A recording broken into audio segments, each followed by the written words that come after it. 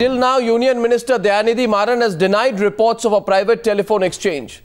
But documents with your channel show that the Marans had access to a private optic cable from the Maran residence to the offices of the Sun Television in Chennai when Maran was Telecom Minister. Surprisingly, the Maran family run CAL cables that sought permission for this private network only after Maran resigned as Telecom Minister. Maran may vociferously now deny having a private telephone exchange, but then the question is, why was a private fiber optic laid in the first place? A month ago, he found himself right in the middle of 2G investigations. And while the heat was on Maran, Times Now reported about another anomaly of a private fiber cable network laid right from his residence to the Sun TV offices, all at the time Maran was Telecom Minister. And now here's proof that Maran family-led Sun TV tried to get permission for this private cable network only after he stepped down as the Telecom Minister.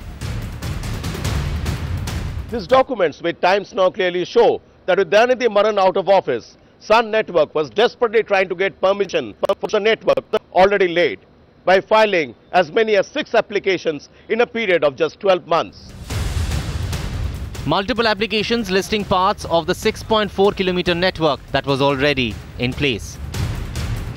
Maps submitted with applications listing entry and exit from several companies in the Sun network, from the DTH company to Sun's cable distribution company, showing clearly that Maran's fiber cable network was meant to work for his brother's companies. In fact, Sun TV took it a step forward. While Maran had got them permission for cables to the length of 6.4 kilometers, in its application, it sought permission for additional kilometers of cables, perhaps to ensure that they are not accused of seeking permission for the entire network post facto. Maran himself has claimed there was no private telephone exchange.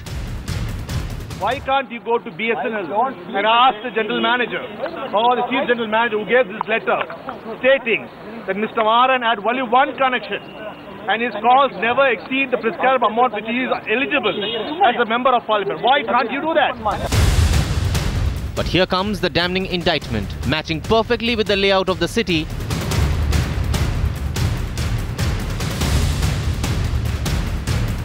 Several points in this network seem to go right next to Maran's residence to offices of Sun TV companies.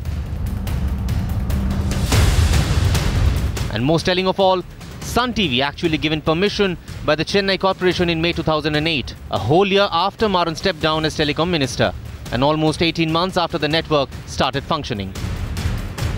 Raising the question, if there was no telephone exchange as Maran claims, then why did the Marans need this fiber optic network? With Shantanu, New Delhi, Deepal, Times Now.